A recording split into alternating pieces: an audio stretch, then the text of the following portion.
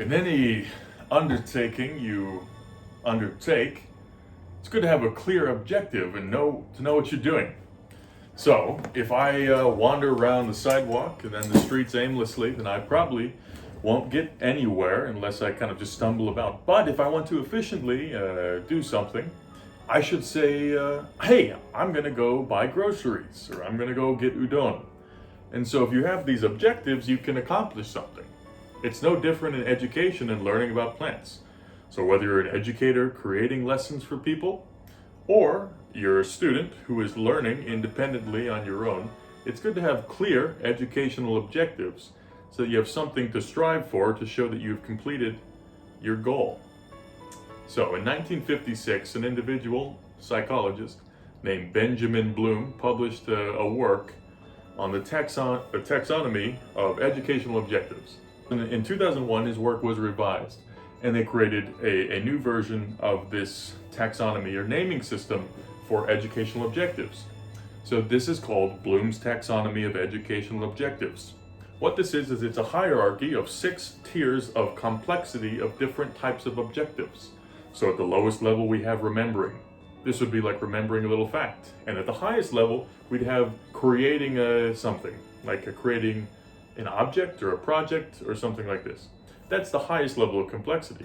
So today, I will be talking about the 6 tiers of Bloom's taxonomy of educational objectives, as well as the 4 types of knowledge. And by setting clear educational objectives, then you can focus your learning and ensure that you are getting the most out of your learning. So that's what we'll be talking about today. It's not very plant related, but it's important for learning about plants. I find that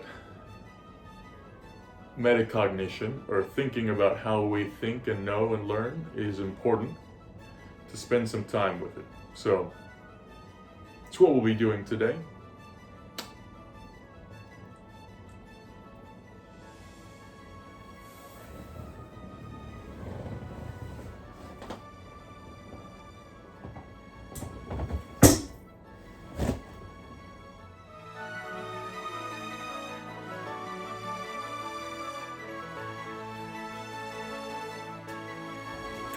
The lowest level of complexity, or the first tier of Bloom's taxonomy of educational objectives, is remembering. Remembering involves recalling specific details or facts, dates, names about something.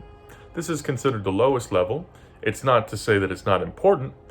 This would be very similar to remembering the name of a plant or recalling the scientific name of something. It's important.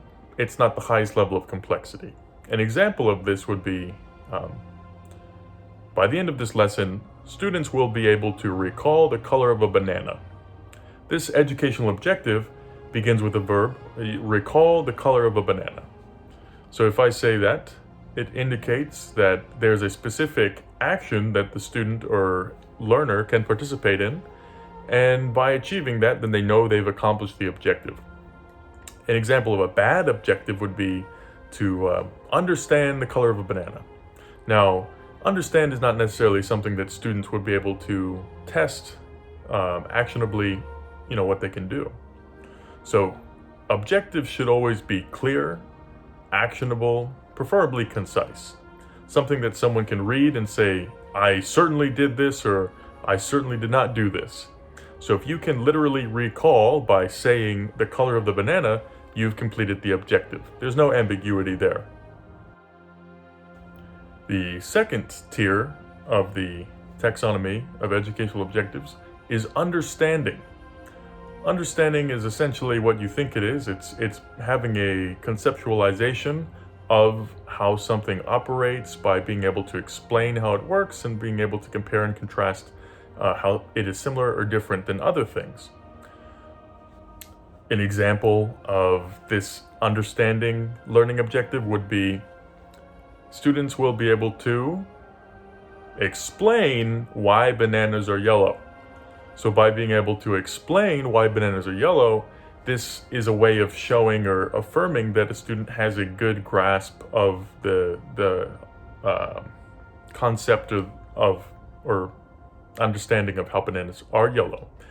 So the student would say, okay, they need to explain how or why bananas are yellow, which would be that the pigment in the banana, reflects a specific frequency of light that is what we perceive as yellow. Other verbs associated with this would be paraphrasing, explaining, comparing and contrasting. The third tier is applying, which is taking the gained knowledge acquired within the first two tiers of remembering and understanding and taking it to a broader scenario where those bits of facts and understanding can be applied to something else. So an example of this would be apply your knowledge of absorbance and reflectance of pigments in bananas to then predict the color of an unknown fruit. So this requires an understanding of the pigments and reflection and absorption and why the banana is yellow, and taking that and applying it to other fruits. Now recall that the verb is an actionable thing, so applying is something that you can do. The fourth tier is analyzing, which would be deconstructing the component parts of a system or picking apart the finer details of something to better evaluate, maybe from a systems approach or individual pieces and how they interact with each other and how it all operates. An example of the analyzing learning objective would be students will be able to categorize different plant pigments. So by understanding the banana is yellow, and then by having evaluated the different colors that you would expect with different plant pigments, now the fourth level is analyzing kind of all the different pigments we know and categorizing them. This is a clear, actionable word that a student would be able to group things, maybe in a Venn diagram or in a T-chart or some kind of table to categorize. Getting near the top here, the fifth tier and second from the top in terms of complexity would be evaluating. So a learning objective that is evaluating, or in this category, means that you're judging something based on knowledge or references. And so this would be usually incorporating outside sources. An example of this evaluating tier would be students will be able to recommend particular chemical compounds that would make good plant pigments. So this has the word recommend as the action verb. So students should be able to go through references and then provide their evaluation of molecules and see which ones would work as plant pigments based on their present knowledge about the chemical structure of these pigments. Action verbs associated with this are judge, critique, support, defend, argue, recommend, evaluate. And finally, we made it to the top, or at least the tier 6, the highest one in terms of complexity, creating. Creating involves designing, building something by using one's knowledge that they've acquired, all the way from remembering to understanding, applying, analyzing, and evaluating. So an example of this would be students will design a series of chemical compounds to provide fruits with color. So they have to start from scratch. This level, creating, is often associated with the highest level of complexity because it involves taking lots of things together and starting from scratch. Action verbs for creating involve organize, plan, hypothesize, develop, design, create. All of these kinds of things that are more, often we don't associate them with science per se, but they are associated with science. This is a high level of complexity. In Bloom's taxonomy, we've talked about the 6 levels of complexity. And so when we think about the way we learn, it's good to kind of evaluate. I guess that would be one of the levels. We have to evaluate what we know and kind of how we're progressing. And so we can then kind of plot on the y-axis of a graph the 6 levels. And on the x-axis, we can put 4 of the different types of knowledge, which are factual knowledge, conceptual knowledge, kind of this practical hands-on knowledge, and then the 4th one is metacognition knowledge. So factual knowledge is knowing specific facts like, oh, banana is yellow. And then we have the next type of knowledge, which is conceptual, which is kind of understanding the theories and reasons why the banana is yellow. Then we also have the practical hands-on kind of knowledge, which would be like, when we say, oh, you have to know how to grow a banana tree or a banana plant and harvest it and peel the banana. That's something you have to kind of do to learn it best. And that's a specific type of skill that we might call tacit knowledge. The last type of knowledge, or the 4th type of knowledge, is called metacognition knowledge. This is knowing that you know something, knowing how you know something, and understanding how you know and think and learn. So this would involve higher order thinking, reflecting, evaluating your day, what you've done, and things like this. And so we can take these educational objectives, as well as the 4 types of knowledge, and put them on a graph or plot them.